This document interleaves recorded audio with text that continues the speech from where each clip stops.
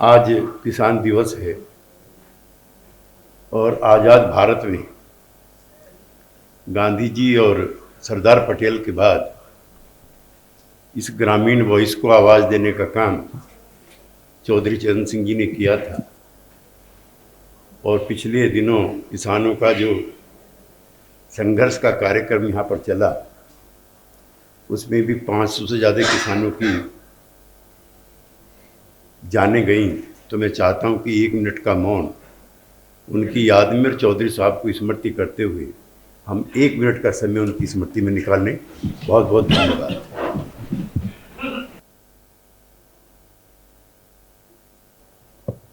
ओम शांति। मित्रों, आज़ादी के स्वाधीनता संग्राम समारोह में अगर चंपारण गांधी जी के नेतृत्व में ना हुआ होता, बारडोली और खेड़ा के आंदोलन सरदार पटेल के नेतृत्व में ना होते, तो ना शायद आज़ादी मिलती और ना ग्रामीण भारत की कोई सक्रिय हिस्सेदारी। इसी तरह से भारत की राजनीति के पटल पर चौधरी चरण सिंह जी की अगर प्रमुखता नहीं हुई होती, तो किसानों के जो ये सदियों से पड़े हुए सवाल थे, शायद इतनी प्रमुखता प्राप्त ना करते। पहला बजट जब 1952 में बना है, तो उसमें 35% से ज़्यादा कृषि पर खर्च होना चाहिए, ये उसमें प्रावधान था। और औद्योगिकरण के लिए, खासतौर से बड़ी उद्योगों के लिए 15% के आसपास होना चाहिए, ऐसा प्रावधान उसमें था। मैं इसको किसी पार्टी के मंच से नहीं कहना चाहता हूँ। पंडित जवाहरलाल नेहरू देश के पहले प्रधानमंत्री थे। उनके शौर्य और कीर्ति की जितनी भी प्रशंसा की जाए उतनी कम है। लेकिन सोवियत संघ से जब वो लौट करके आए, तो उनको ऐसा लगा कि जैसे 1917 की क्रांति के बाद रूस जिस तरह से यूरोप के सबसे सशक्त मुल्कों में बनता जा रहा है, तो भारत को भी उसी नक्शे कदम पर लाया जाए। और उन्होंने 1962 आते आते जो ग्रामीण क्षेत्र की प्राथमिकताएं थी वो बदल दी, और जो हैवी इंडस्ट्रीज़ हैं, जो इंडस्ट्रियलाइजेशन है, उसके लिए 35% से ज़्यादा का बजट कर दिया। और जो रूरल सेक्टर है, जो ग्रामीण भारत है, जो कृषि है, उसके लिए 15% कर दिया। ये एक मेजर पॉलिसी डिसीजन था, जिसकी वजह से भी भारत का ये क्षेत्र संकुचित हुआ।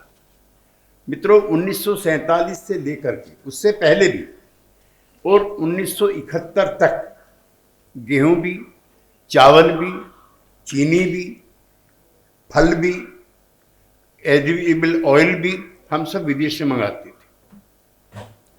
आप में से कुछ लोग शायद जरूर होंगे जिन्होंने अमेरिका का PL 480 भी खाया हो। और ऐसे भी हालात इंडियन इकोनॉमी के थे कि जो शिप है, जो युद्धपोत, जो पोत है, वो बंदरगाह पे उतरेगा तो इंडियन कंज्यूमर को खाना खाने के लिए मिलेगा। अगर 1 दिन या 2 दिन भी जहाज अमेरिका से, कनाडा से, ऑस्ट्रेलिया से नहीं आया, तो शायद यहाँ पर स्टारवेशन की स्थिति आ जाएगी। ऐसी स्थिति 1971 तक इस मुल्क की थी। आज क्या है? मैं जब प्रधानमंत्री थे अटल जी, उनके समय जो फसल को रखने की कैपेसिटी जो वेयर हाउसिंग की होती है, उसका मैं चेयरमैन था। और तब की मेरी जानकारियां हैं, अब की मेरी जानकारियां हैं। लगातार 3 साल तक अगर सूखा पड़ जाए, अकाल हो जाए, तो भी भारत के किसानों ने इतनी दौलत पैदा की है कि 3 साल तक अकाल के बावजूद भी हम भारत के लोगों को खाना खिला सकते हैं। किसान इससे ज्यादा और क्या कर सकता था? और हमने क्या किया? मैं इसलिए चौधरी साहब का स्मरण करना चाहता हूं कि वो गांव को गांधी जी के कहे अनुसार स्वावलंबी बनाना चाहते थे।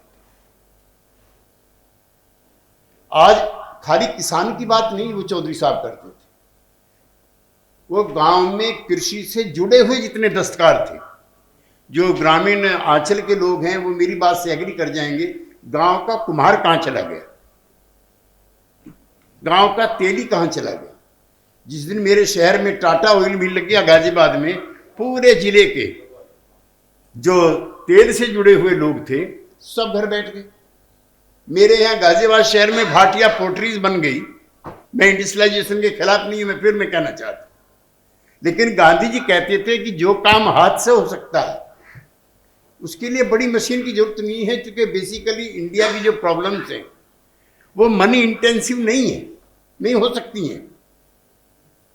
वो उसमें आदमी ज्यादा खप जाएं और इंडस्ट्री भी चल जाए, ऐसी व्यवस्था होनी चाहिए। सारे कुम्हार गायब हैं, सारे जूता कारीगर गायब हैं, सारे दर्जी गायब हैं, सारे और भी गांव के जो पेशों में लगे हुए लोग थे लेकिन सब गायब हैं, शहर में रिक्शा चला रहे। तो ये जो गांव से पलायन जानबूझ करके कराया गया, इंडस्ट्री के हित में भी और अर्बनाइजेशन के हित में, और ये एक माइंड सेट भी था।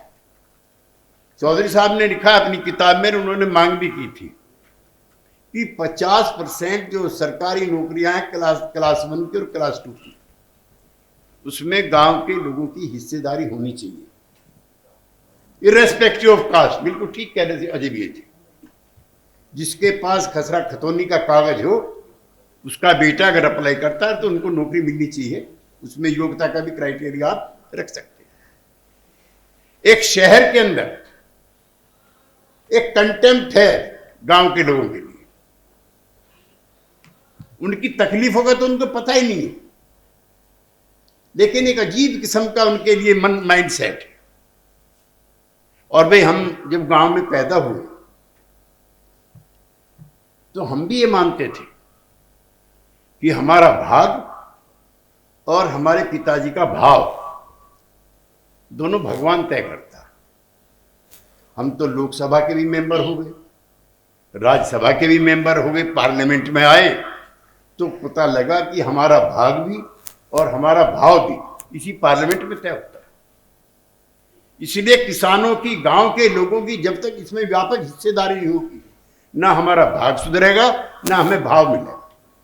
लिहाजा चौधरी चरण सिंह का यह भी कहना था, एक धरना नहीं है चौधरी चरण सिंह का आजाद भारत में, एक भी धरना, लेकिन देश के प्रधानमंत्री बने और गांव के रूरल डेवलपमेंट के लिए, रूरल वॉइस को, हरवीर सिंह जी की जो रूरल वॉइस है उसको राष्ट्रीय स्तर पर अंजाम देने का काम अगर किसी ने किया तो चौधरी चरण सिंह ने किया, बगैर धरने के। उन्होंने इतना लिखा, कोई विषय नहीं है। वो सर छोटू राम की तरह से वो भी कहते थे भी किसान दो चीज सीखें, एक तो बोलना सीख लें, बोलते ही नहीं थे, सदियों से गूंगे थे, और दूसरा दुश्मन को पहचानना सीख लें। अगर किसानी दोनों काम कर ले तो उसकी लगभग सारी समस्याओं का समाधान होता। और आज परिस्थितियां पहले जैसी नहीं बची। ये किसान आंदोलन जो है, ये बारडोली के बाद, चंपारण के बाद आजाद हिंदुस्तान की सबसे बड़ी घटना है। और मुझे प्रसन्नता है दो बातों की। बाय एंड लार्ज ये अहिंसात्मक रहा। एक दो घटना छोड़ दीजिए, वो तो गांधी जी के भी आंदोलन में होती थी, वो तो जो काऊ डैन वाला था साधु संतों का, उसमें भी होती थी। और दूसरा, इसकी कामयाबी की सबसे बड़ी वजह है कि किसी भी पॉलिटिकल पार्टी के नेता का प्रवेश निषेध था। अगर ये वहां पहुंच गए होते तो आंदोलन पहले दिन ही फेल हो गया होता। चूंकि अपनी गरीबी के लिए, अपनी गुर्बत के लिए, अपनी लाचारी के लिए, अपनी बेबसी के लिए लड़ता हुआ किसान सबको अच्छा लगता है, वो किसी को बुरा नहीं लगता। लेकिन सरकारों को, हुकूमतों को गाली देता हुआ, ईर्ष्या और विद्वेष में किसी राजनीतिक पार्टी के इशारे पर किसी नेता विशेष की आलोचना करता हुआ किसान अच्छा नहीं लगता था, नेता अच्छे या बुरे लगते थे। तो एक बड़ा कारण इस आंदोलन की कामयाबी का ये भी था। और मैं फिर चेतावनी के तौर पर आपके मंच से कहना चाहता हूं, पता नहीं ये मंच उसके लिए उपयुक्त है कि नहीं। जो ताकत किसान आंदोलन से बटोर करके गए, उसको सहेज करके रखने की जरूरत है। उसको किसी पार्टी के प्लेटफार्म पर अगर लगा दिया तो यहां जो मेहनत की है वो सब बेकार चली है। किसी बड़े परिवर्तन के लिए फिर कोई दिन आएगा। और चेतना इतनी आई है किसानों में कि अब वो किसी के झांसे या बहकावे में आने वाले नहीं। अब वो लेते हैं 1950 का नहीं, 1550 से शुरू करते हैं किसान अपनी लूट और यहां तक पहुंच जाते हैं। और वो कह रहे हैं सीएसीपी में भी हमारे आदमी होने चाहिए। वे भाव भारी तय कर लेने हैं तो हमारी किस्मत तय हो रही है। तो अब वो दिन चले गए। हर चीज में उनको हिस्सेदारी चाहिए। नौकरियों में ये नहीं, सरकारी दफ्तरों में ये नहीं। यहां हमारे साथी बैठे हुए थे डीसीएम वाले, हमारा आपसे कोई विवाद नहीं है। हम तो अपने किसान हितों के संरक्षक बनना चाहते हैं, आपके विरोधी नहीं। लेकिन एक प्रस्ताव ये भी आया है कि पहले चीनी के दाम तय हों और फिर गन्ने के दाम तय हों। ये नीति आयोग के किसी बड़े विद्वान की सिफारिश है। हम ऐसी सिफारिशों को नहीं मानते। और अब जो ये एमएसपी वाला भी है, इस पे 2 कमीशन 3 कमीशन पहले बैठ चुके हैं। एक तो अफसोस की बात ये देखिए, भानु प्रताप सिंह कमीशन बैठा 1990 में, हम भी एमपी थे उस समय। उसकी सारी रिकमेंडेशन यूनिनिमस हैं अजयवीर जी, लेकिन जो सेक्रेटरी है आईएएस उसका डिसेंट नोट है। हम चाहते अब ये हैं कि सेक्रेटरी जो है उसका नोट भी पॉजिटिव किसानों के हक में होना चाहिए। और ये तब होगा जब किसानों के बच्चे दिल्ली में, लखनऊ में, पटना में, जयपुर में, सब जगह बड़े बड़े पदों पर होंगे। उनके परिवारों के बच्चे भी सरकारी नौकरियों में बड़े पदों पर होंगे। अब तहसीलदार या पटवारी बनने से काम नहीं चलता। अब सेक्रेटरी बने, योजना आयोग में इनके लोग हों, सीएसीपी में हों, वरना जितनी भी रिकमेंडेशंस आएंगी, जितनी भी अनुशंसाएं आएंगी, सब बेकार रखी रहेंगी। और हम ऐसा भी नहीं है कि कोई कंज्यूमर्स के प्रोटेक्शन का हमको ध्यान नहीं है, लेकिन जिस दिन किसान के हित में कोई चीज होने लगती है उस दिन ही आपको कंज्यूमर को याद आता है। पीछे मेरे कई किसान भाई बैठे हैं, पिछले दिनों ने अपने मक्का का खेती करी। भाई 10-15 रुपए किलो की जो इनकी मक्का खेत से निकल करके आती है, तो जो कॉर्नफ्लेक्स का एक डब्बा है वो 250 रुपए किलो का कैसे शहर में हो जाता है, हम ये भी जानना चाहते हैं। कॉर्नफ्लेक्स तो हर शहर के और गांव के भी लोगों की जरूरत हो गई। तो ये जो लागत मूल्य है, आप ठीक कह रहे हो, सब हम तो मानते हैं, कम करो, डीजल कम करो, बिजली कम करो, पानी कम करो। लेबर के लिए मैं नहीं कहता क्योंकि वो कृषि से जुड़ा हुआ है, बाकी तो मनरेगा के मजदूर की आमदनी किसान से ज्यादा है। मनरेगा के मजदूर की आमदनी किसान से ज्यादा है। ये मैं नहीं कह रहा हूं, योजना आयोग, आपका जो नीति आयोग है वो कह रहा है। लिहाजा इन सवालों पर ए या बे सरकार को गाली देने से कुछ नतीजा नहीं निकलने वाला। यह भी कुछ लोगों का भ्रामक प्रचार है कि जैसे पिछले 7 साल में ही खराबी आई है। 7 में नहीं, पिछले 70 सालों में खराबी आई है। आजाद हिंदुस्तान में अच्छे नेता आए, चले गए, लेकिन जो स्टेटस पोइजन था इकोनॉमिक्स में भी, एग्रीकल्चर में भी, वो जस का तस बना रहे। तो इस किसान आंदोलन ने क्रांति कर दी। जो इसको अराजक जाटों का, बेहूदों का, फला का, ढिकान का, निठल्लों का आंदोलन बता रहे थे, वो आने वाले समय के लिए गांठ बांध ले। ये अभिजात वर्ग जो देश का है, जो इस तरह से किसानों के खिलाफ सोचता है, ये उनके लिए खतरे की घंटी का आंदोलन था। वो गांव में जाके चुप थोड़ी बैठ जाएंगे। गांव में सभाएं हो रही हैं, मैं बताना चाहता हूं। रात को हुक्के पे रोज पंचायत होती है कि किसान आंदोलन से हमें मिला क्या। तो आपने देखी होगी डिबेट। एक तो हर एक बोलना सीख गया, चुप नहीं बैठ रहे हैं वो। ये सबसे बड़ा इस आंदोलन की कमाई है। और भाई उन्हें यह भी पता लग गया कि कौन हमारे हक में है और कौन हमारे खिलाफ है। लिहाजा अब नीतियों में परिवर्तन करना होगा। अब पहले जैसा, देखिए, मैं कोई आलोचना के तौर पे नहीं कहना चाहता। पिछले 7-8 सालों में प्रधानमंत्री का एक रिट्रीट है, बस एक। पार्लियामेंट नहीं चली महीनों महीनों, लेकिन प्रधानमंत्री का वचन टस से मस नहीं हुआ। और मैं प्रधानमंत्री की तारीफ इस बात के लिए करना चाहता हूं, लाल किले पे बोलता हुआ नरेंद्र मोदी से बड़ा मुझे नरेंद्र मोदी उस दिन लगा जब उसने किसानों से माफी मांगी और इन कृषि बिलों को वापस लिया। उस दिन का मोदी बड़ा है।